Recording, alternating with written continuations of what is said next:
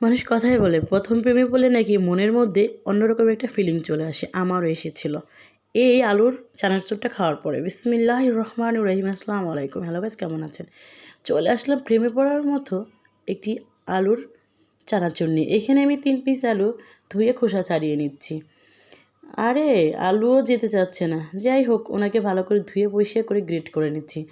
আমি চিকন পাশ দিয়েও গ্রেট করছি, মোটা পাশ দিয়েও গ্রেট করছি, কারণ আমি দুটোই খুবই পছন্দ করি। তার জন্য এক সেট করে নিচ্ছি মোটা টাইপের, আর একটা চিকন টাইপের।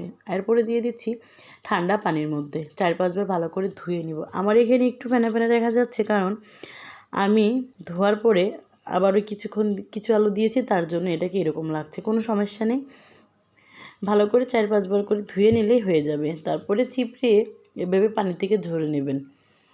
যতটুকু পানি আর কি চিপড়ানো যায় অতটুকু চিপে পানিগুলো ফেলে দেবেন। তারপরে একটা মোটা একটা সুতি কাপড়ের মধ্যে পাতলা করে এটাকে বিছিয়ে রেখে দেবেন।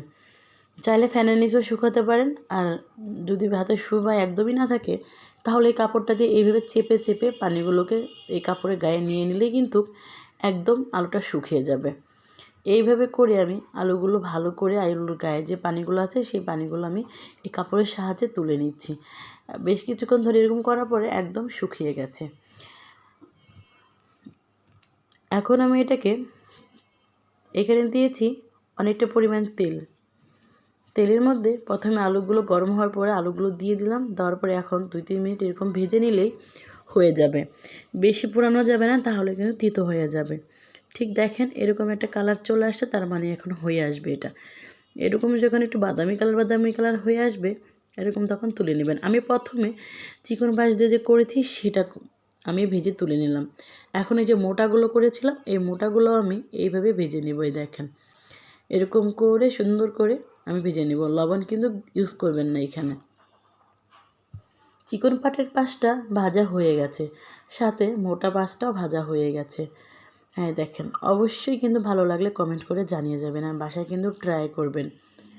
এখন এটাকে আমি সুন্দর করে মাখাবো।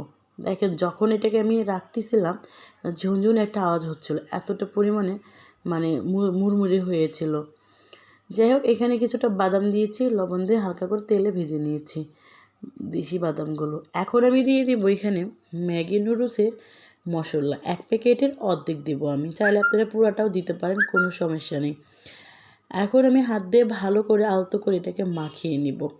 তারপরে কিন্তু হয়ে যাবে। অবশ্যই কিন্তু বাসায় ট্রাই করবেন এই আলুর চানাচুরটা। না খেলে কিন্তু মিস করবেন, তখনই কিন্তু যেন আমার দোষ না হয়। এত টেস্টি, সাথে কিন্তু ঝালমুড়ি বানানোর পরে এটা ঝালমুড়ির সাথেও দিতে পারেন। সবাই ভালো থাকবেন, সুস্থ থাকবেন। লাইক কমেন্ট শেয়ার করে পাশে